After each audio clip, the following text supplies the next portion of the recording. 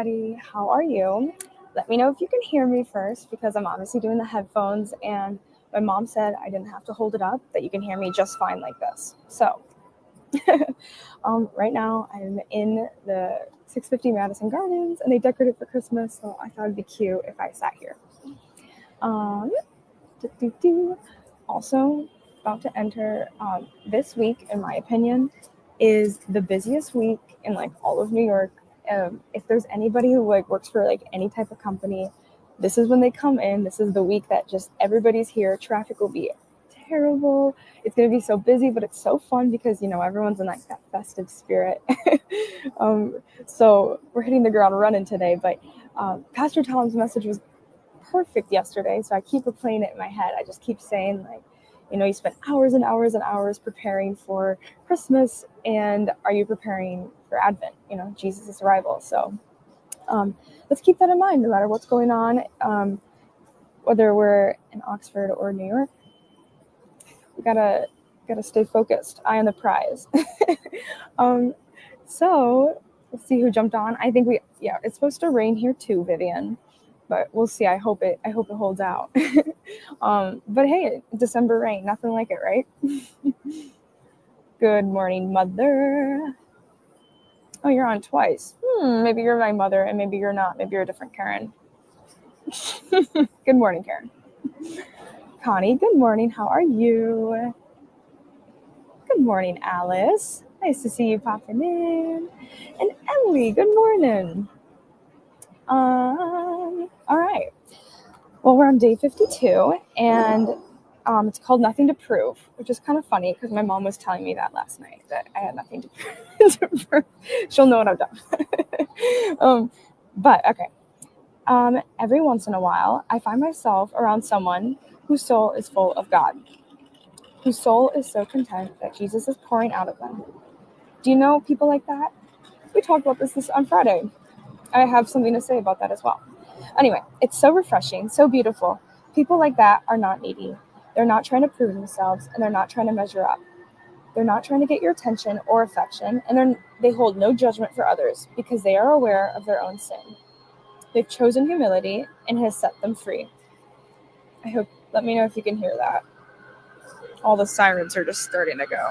Oops. Okay. My grandmother lived this way. She was at home in her skin and put others at ease as well. She was self-deprecating and deeply aware of her own shortcomings. As her grandkids, we did so many things over the years that would have disappointed her. She should have judged us and told us how out of line we were, but she always left judging to God and pulled us in the closer. She knew grace, she gave it all away. It was all rooted in her understanding of the amazing grace that saved a wretch like her. Faith and the gospel were simple and real to her, and she didn't need to wax eloquent over the theological points. She chose to love, to never speak ill, to believe the best, and to let God be God. No need to try and be a god when he was plenty at his job. Something about her core identity was altogether different than most of the world.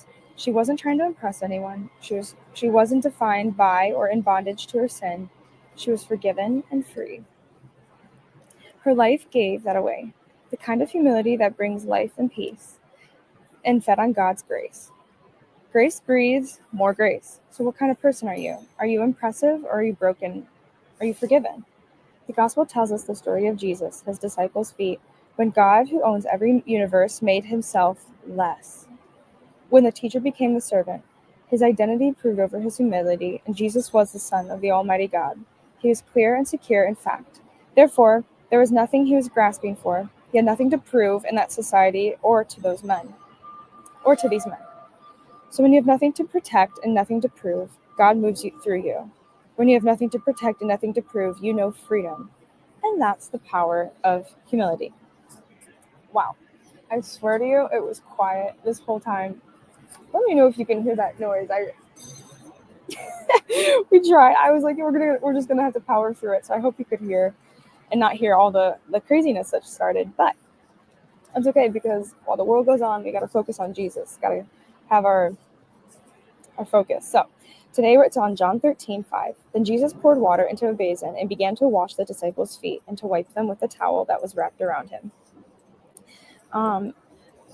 So I mentioned a little bit in this devotion about how on Friday, if you didn't watch, I talked about there's just some people that have humility and it's like so evident. And I was pondering on that all weekend and just thinking about confidence and humility and then how God comes into all that. Because I feel like I could, I feel like women can kind of struggle with confidence sometimes. Like we're definitely aware of our shortcomings. But when you have invite God into that, you are confident without being arrogant. And I was just, I don't know, I'm still thinking about it, but it makes a little more sense each day that God reveals it. Is just like having God is the confidence.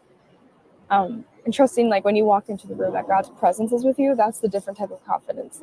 That's heavenly confidence. And then there's worldly confidence of walking in being like, I'm okay, I can do this on my own, I got this, I've done this and this. We need God's confidence, and God's confidence past our understanding. So anyway, we're going to rewire the spiral today and say, I have nothing to prove. There's nothing I need to do, there's nothing I need to be. It's just Jesus. You can get a nice haircut, it doesn't matter. Jesus is the one who renews you. We have nothing to prove. So we're going to end today. God, my soul longs for the simple contentment and freedom that comes from letting go of my self-interest. Help me choose humility in a way of life and surrounded by your grace. And Lord, today we're praying for praying for everybody as always, but praying for Flourish Flowers. And we're praying for Ava Thompson out in California. She is starting a new job today. And I ask that you clothe her, Lord, in your beautiful confidence, not earthly confidence. May you just take her meeting by meeting and that she knows you're with her. And you have just heavenly confidence and heavenly peace and protection. And I pray that everyone this week just stays with you, no matter what they need to do, what they need to plan, what they're missing, what's to be done. They're with you, God, and knows that Christmas this year, whether they're with family or not, it's going to be perfect because we're celebrating you. And we're in a new little church for Firmly Rooted. So, all right, well, that is all for today. If you're watching later, hi, Merry Christmas. I'm just going to say Merry Christmas every time now. We're not there yet, but it is. And we have a few more people join. Dr. Colleen, good morning. And Diane Giroux, hello. All right. Yeah, take a breather this morning. We're going to enter a good week and God's peace and protection. So it'll be the hands and feet of Jesus. I'm going to get a coffee unshamelessly. And I will see you all on next Monday. All right. Love you. Bye.